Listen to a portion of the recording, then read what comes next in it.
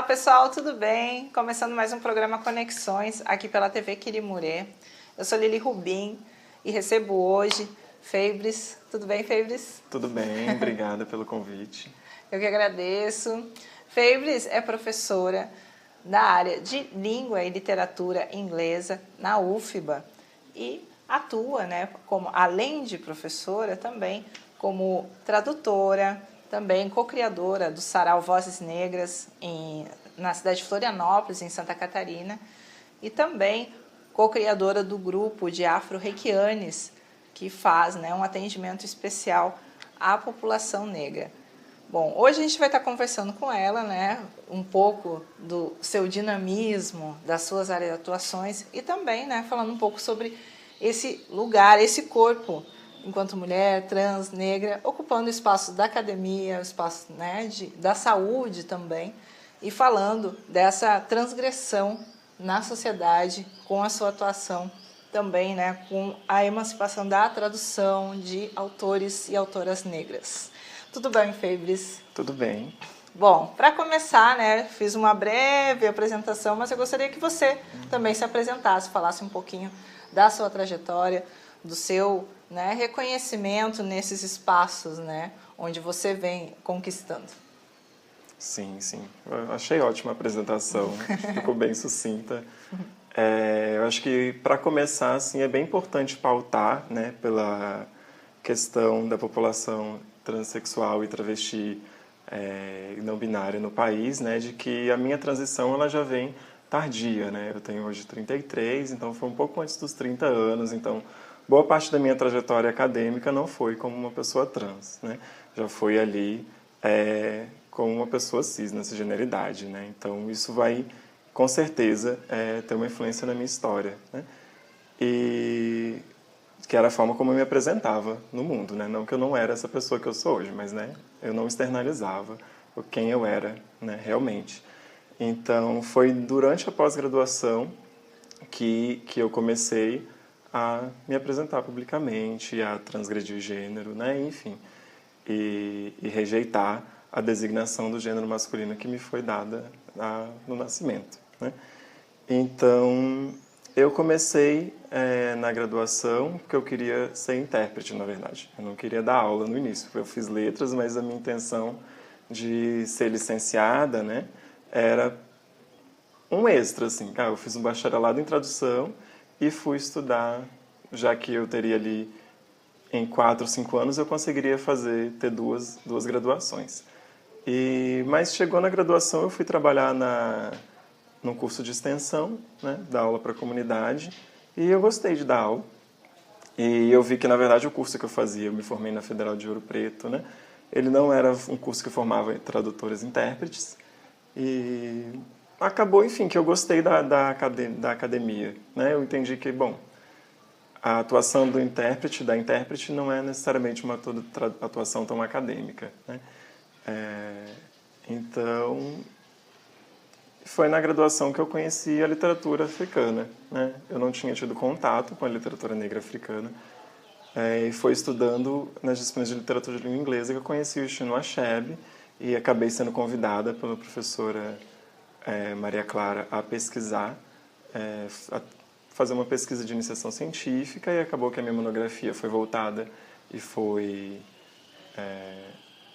uma consequência dessa iniciação científica, que é uma bolsa de pesquisa financiada pelo governo, na época a CNPq, que financiou os meus estudos. E aí foi, mas naquele momento eu tinha um engajamento, eu entendia que a minha pesquisa era engajada, mas eu me formei e fui trabalhar. Fui trabalhar em escolas de idiomas, em franquias, então era aquela coisa de trabalhar com o ensino da língua, sem muito espaço para trazer questões de gênero e raça. Eu também não tinha o preparo ainda, eu acho, para entrar com essas questões. Eu acho que a minha formação ainda tinha algumas limitações, embora eu já tivesse uma formação ali, voltada para algumas questões. Mas era difícil eu trazer isso para aquele contexto de escola particular, de curso de idiomas, que tinham umas demandas que não tem nada a ver com as demandas que eu tenho para a educação hoje em dia, que era a demanda de aluno fazer rematrícula, né, de aluno satisfeito, de pais de aluno, mais importante, né? Então, eu fiquei uns 3 anos trabalhando depois que eu me formei, e aí fui para Florianópolis, que eu trabalhei mais um ano, e entrei na pós-graduação. E continuei pesquisando literatura negra, né, e africana. E tentei continuar com Chinua Achebe, mas por sugestão da minha orientadora, professora Rosvita, eu fui buscar outras leituras, que já tem bastante coisa sobre esse autor. Então eu caí na Chimamanda Ngozi Adichie, que hoje já tem uma repercussão muito maior, né?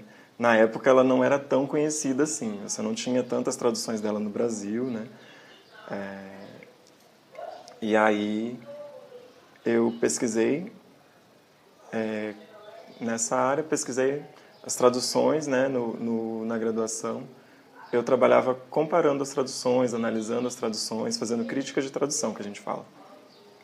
E no doutorado, que aí já vem um outro projeto, que é de tradução de histórias, né? Mas antes de chegar no projeto de doutorado, né, o acesso à literatura negra, aos textos negros, né, ao ativismo negro, pela faculdade, pelos teóricos e pelas teóricas, não foi uma coisa assim que foi uma transformação da noite para o dia, né? Eu fui entendendo como que eu poderia atuar, o que eu faço com isso? Tá, essa informação está aqui, eu estou lendo uma coisa que eu sempre quis ler e nunca me deram esse acesso, né? Nunca chegou até mim. Aí o Chinua Achebe, no livro O Mundo se Despedaça, ele vai falar da chegada do homem branco em África, mas ele vai falar muito mais de como aquelas pessoas estavam ali antes da chegada do colonizador. Então, é de contar a história por um outro lado, que era um lado que sempre me fez falta, né? E de estudar a população negra na escola era estudar a escravidão. E aí a gente tinha aquela tristeza de estar estudando como se, é isso que a minha, né, ancestralidade tem de contribuição nesse país, né? Por que eu não posso ter outras histórias? E com esse livro eu comecei a pesquisar mais e mais livros e mais textos, né? Então, eu acho que a minha trajetória se deu muito nesses momentos, assim, de despertares, mas eram despertares que você vai ver que o racismo é tão bem estruturado que mesmo eu tinha consciência de várias coisas e eu não conseguia. Era como se eu estivesse inerte. Eu pensava assim, não tem o que eu fazer. Era exatamente o que eu pensava, assim, isso é complicado, é preocupante, mas não tem o que fazer. É bizarro de pensar hoje, assim, como eu não sabia o que fazer mesmo, assim. E aí, assim, hoje eu já tenho algumas ideias, algumas ações, né, que, enfim, acho que já contribuem de alguma forma, né, não necessariamente só com o meu protagonismo, mas eu diante desse contexto, desse coletivo, que me ensina diariamente e com quem eu dialogo diariamente, para quem eu dialogo.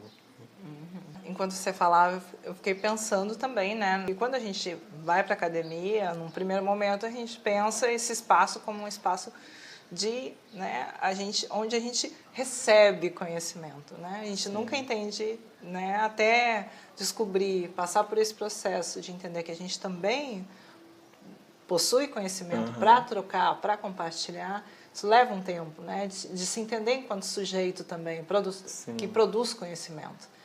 E espero que vocês, né, que estão assistindo, também estejam gostando, né? E agora a gente vai fazer um intervalinho, Febres, para, né, escutar os nossos apoiadores culturais, para ver, né, o hábito do ouvir. Enfim, e a gente retorna daqui a pouquinho para seguir conversando, falando também, né, para falar sobre as suas outras facetas, né, as suas outras áreas de atuação, né, tanto na saúde quanto também nas artes, né? E você não saia daí que a gente volta já já. Até mais.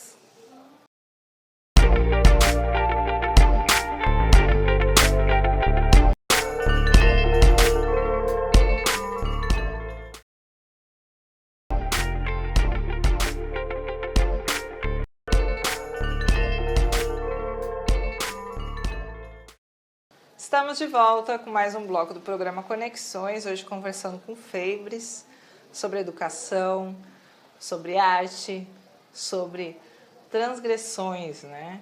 E, Febres, falando um pouco também, né, da sua atuação enquanto contadora de histórias. Me conte um pouco como é que foi também, né, esse encontro com a arte, de como você, né, percebeu a importância também de fazer esse resgate, né, como você falou, da literatura negra, africana, e dessa herança, né, que o movimento negro, né, vem trazendo com bastante fervor há algumas décadas já no Brasil do conceito da griotagem, né, do griot, da presença dos mestres como esses porta-vozes, né, de saber.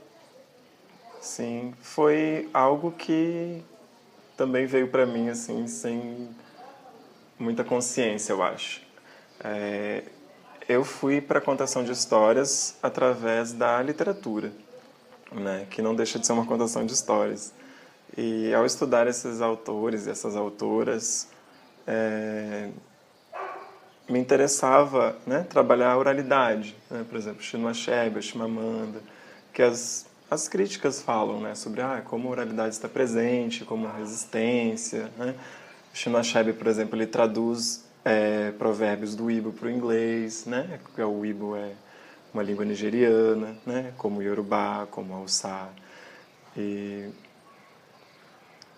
existiam momentos nas narrativas em que uma personagem contava história, geralmente um avô, né? A gente tem aqui um grupo na UFBA chamado Traduzindo no Atlântico Negro, né? Com tradutores e tradutoras incríveis que estão aí traduzindo obras literárias de pessoas negras, né? Mas a gente vai ver, por exemplo, o Chimamanda e o Achebe são traduzidos no Brasil por pessoas brancas, né?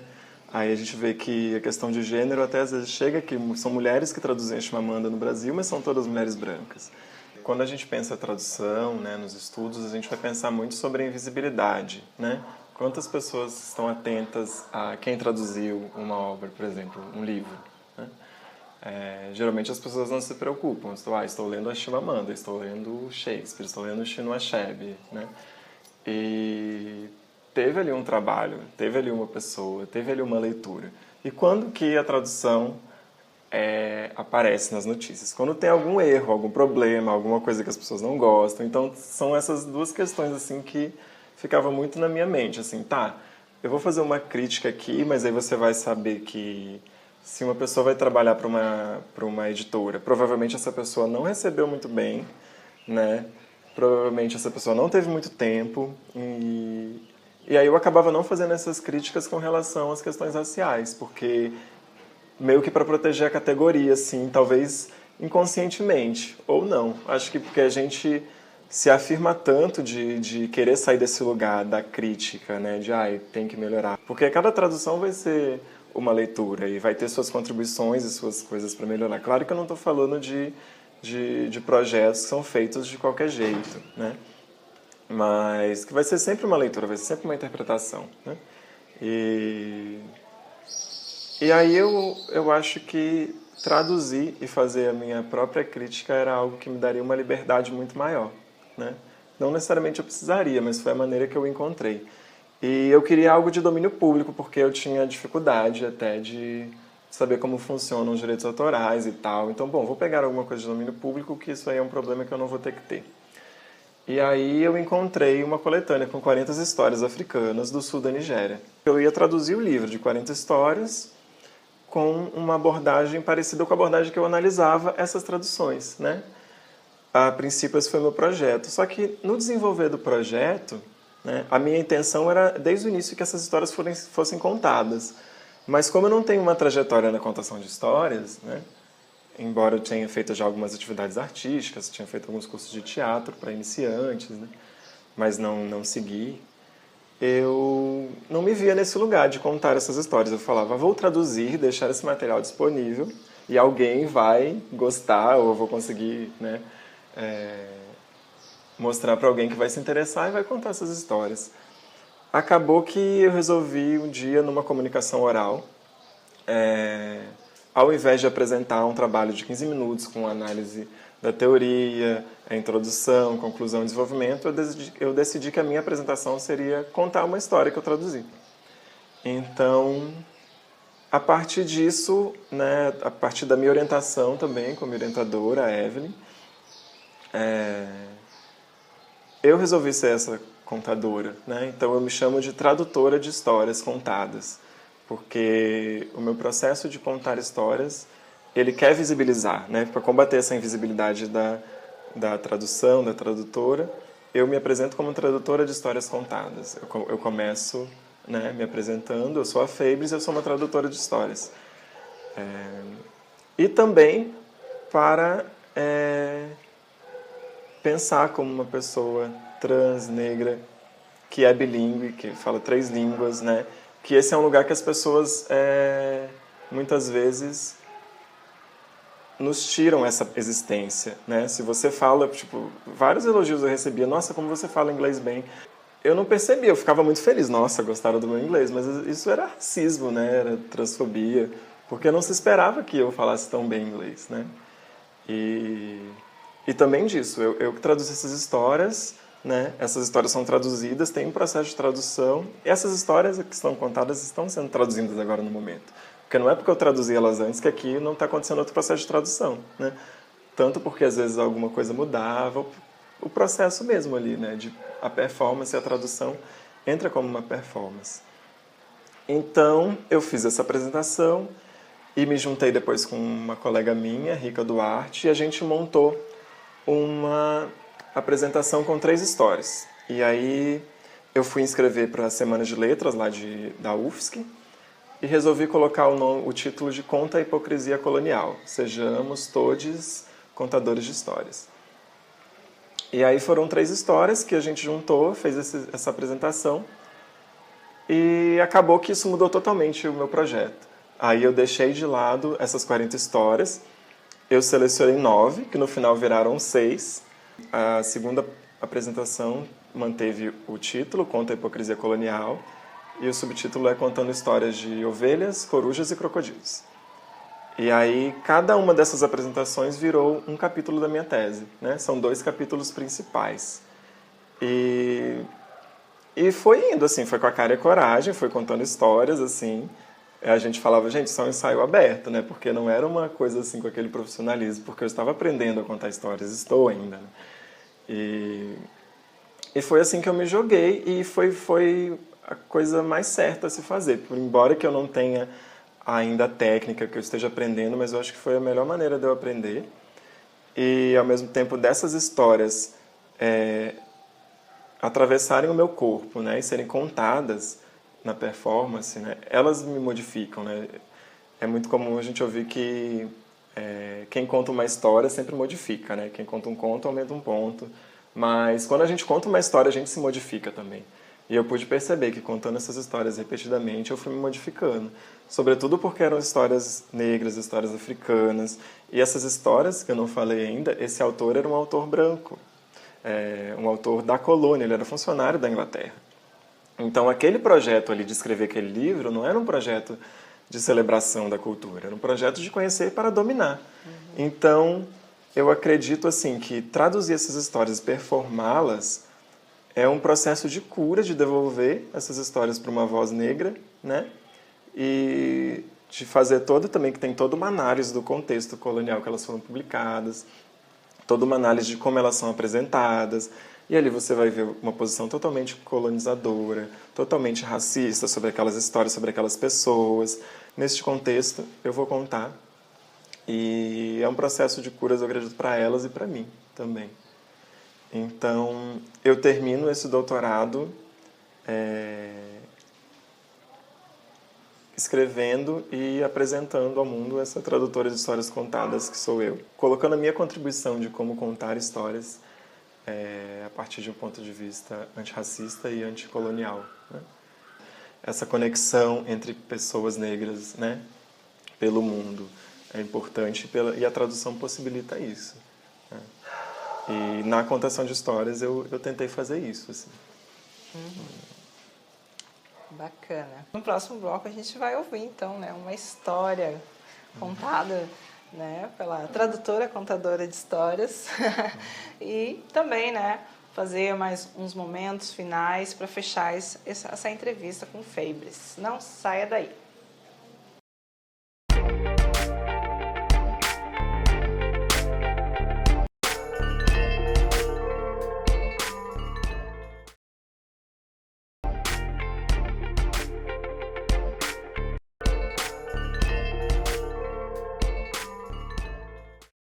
Olá pessoal, estamos de volta para fazer o nosso último bloco do programa Conexões, hoje conversando com o Febres, tendo esse prazer de estar compartilhando, né, conhecendo um pouco da sua trajetória, da sua história, da sua pesquisa e, né, você também tem essa aproximação com o Reiki, né?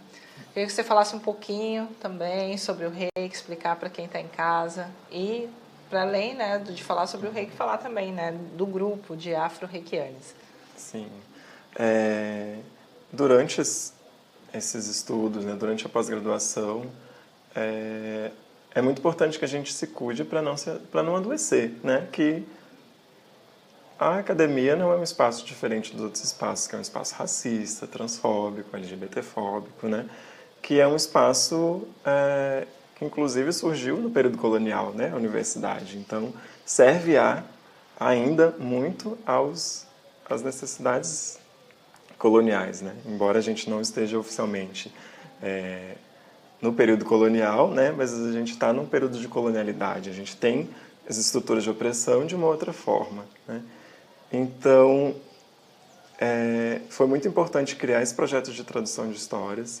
Foi muito importante fundar o Sarau Vozes Negras para a gente colocar tudo para fora e de ouvir várias pessoas negras naquele espaço, colocando muita coisa para fora também, criando suas poesias, se manifestando das suas maneiras como elas quisessem, né? E, para além disso, eu fui buscar terapias alternativas, né, que estavam disponíveis gratuitamente na universidade. E me chamava a atenção que eu não via muitas pessoas negras lá. E era gratuito, era na universidade. E a maioria das pessoas que estavam lá, recebendo aquele atendimento, que estavam cuidando da sua saúde, eram pessoas brancas. Enquanto eu via as minhas amigas e meus amigos ali, né, adoecendo com racismo. Acabou que nesse processo de ir lá para buscar terapias, eu fiz o curso de Reiki, né? E aí, o que é o Reiki? É uma técnica de sobreposição de mãos, né? Hoje já faz parte do SUS, é possível você fazer pelo SUS. Eu não sei como é que isso está funcionando, mas já é reconhecida, né, pelo sistema de saúde. E é uma técnica de transposição de mãos que pode ser feita presencialmente ou à distância, né? Ela vai trabalhar no nível espiritual, mental e físico. E não tem contraindicação, né? Qualquer pessoa pode ser reikiana, não precisa ser uma pessoa iluminada, basta você querer, né? Não tem esse discurso por trás do reiki. Foi uma técnica, né, organizada, foi uma energia canalizada por um mestre japonês chamado Uzui. Quando eu cheguei no 3º nível, eu fui fazer com uma mestra que é a Marisilda, que ela é uma mulher negra incrível, que já era reikiana há muitos anos, é uma enfermeira aposentada e trabalha como parteira, enfim, tem vários projetos. E quando eu fui fazer o curso de Reiki com ela, me veio, além do Reiki, essa questão de afrocentrar o nosso atendimento e de trabalhar mesmo. Então, com ela, a gente começou a fazer atividades no Morro do Mocotó, lá em Florianópolis, fizemos no centro comunitário, fizemos em escola. Hoje o projeto na escola lá está bem bacana. Febres, agradeço muito essa presença, ter essa oportunidade de estar conversando com você. Espero que a gente possa voltar a conversar também no programa, deixar, né, à disposição aberta. Será também um prazer. para conversar mais também sobre seus trabalhos, enfim, né, também quando for fazer o lançamento do livro, né? Por favor, fale com a gente acompanhar também. Que ótimo. E agora vocês também, né? Quer deixar antes de fazer o nosso fechamento, que Febres vai contar uma história também para vocês, para gente. E se você quiser, né, deixar seu contato, considerações finais, né? Para quem quiser também te acompanhar nas redes sociais, deixar uma mensagem para quem está nos assistindo. Sim. O meu contato, acho por e-mail é mais fácil. Vocês podem mandar para o fhenrique.mc@gmail.com, né? Que Henrique é meu sobrenome, as pessoas acham que é nome. Mas nome masculino, gente, não é nome, é sobrenome. fhenrique.mc@gmail.com. Então, né, dentro desse monte de projetos, acho que para começar com o Reiki, eu indico o site da Marisilda, né, www.marisildabrochado.com.br, brochado com CH. A minha divulgação do Reiki é mais feita pelo Facebook, vocês podem acessar também. Febres, tradutora de histórias, é o meu Facebook. Lá eu divulgo toda semana que eu envio Reiki à distância, gratuitamente. Né? O sarau está em Floripa, mas a gente vai se apresentar em Florianópolis, né, em julho esse ano, um evento chamado Fazendo Gênero. E vocês podem achar no Facebook ou no Instagram como @vozesnegras, ou procurar Sarau Vozes Negras no Facebook e no Instagram, que lá tem vídeos, fotos e o nosso contato. E eu acho que é isso. Certo, Febres, muito obrigada. Obrigada a você também que nos assistiu. E lembrando também, né, de entrar em contato com a gente, falar com a gente também através das redes sociais do programa Conexões e dos produtores do programa, que é o Instituto Ori e o Negada Produções. Certinho? Então, fiquem com a contação de histórias de Febres e a gente se encontra no próximo programa Conexões. Até mais. Tchau, tchau. Eu sou a Febres e eu sou uma tradutora de histórias. Hoje vou contar para vocês uma história que eu traduzi do inglês para o português. Ela foi publicada em 1910 por um escritor inglês chamado Elphinston Darrell, mas nós sabemos que essa história é muito mais antiga do que isso. Mais antiga até mesmo que a pessoa mais velha que vivia naquela época podia se lembrar. Essa história viveu por muitos anos na oralidade, antes de precisar ir para o papel. Ela é a história do gavião e da coruja. Há muito tempo atrás, quando o Afyong era o rei de Calabar, os peixes, os animais, as aves e as pessoas, todas estavam abaixo do rei. Inclusive o seu veloz mensageiro, o gavião. O gavião foi fiel e serviu muito bem ao rei. Mas um dia chegou a hora de sua aposentadoria. E ele foi falar com o rei, que ele disse que trouxesse um animal vivo, que a partir de então ele poderia se aposentar e se alimentar daquele animal. O gavião então saiu prontamente alegre com a sua aposentadoria. E o primeiro animal que viu, um bebê coruja, foi capturado por ele, por suas fortes garras. Alegre com a aposentadoria, ele foi até a casa dele e com seus amigos comemorou. Um de seus amigos prontamente perguntou: "Mas me diga uma coisa, quando você capturou a corujinha, o que o pai e a mãe coruja fizeram?" O gavião pensou e logo respondeu: "Basicamente nada. O pai ficou quietinho, quietinho. E a mãe também ficou quietinha, quietinha." Seu amigo então lhe alertou: "Devolva imediatamente essa coruja, pois se durante o dia ficaram quietos e quietas, é porque suas mentes estarão trabalhando à noite para um plano maligno de vingança."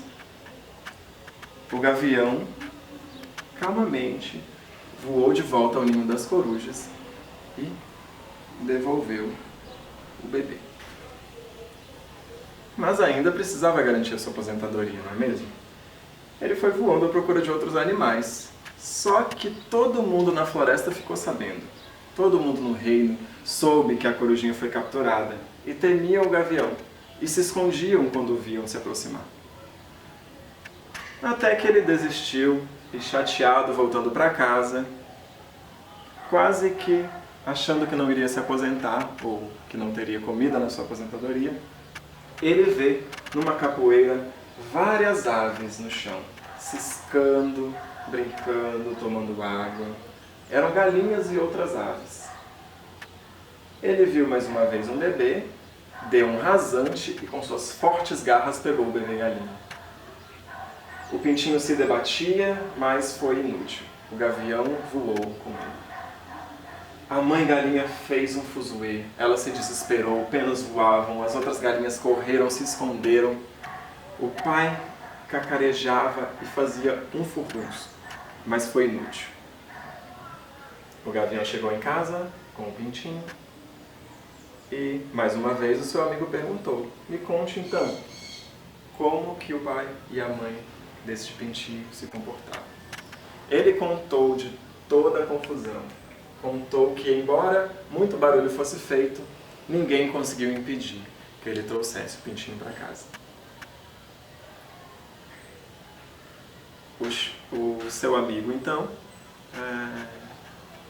lhe disse que, bom, agora sim, você pode ir lá levar para o rei e garantir a sua aposentadoria.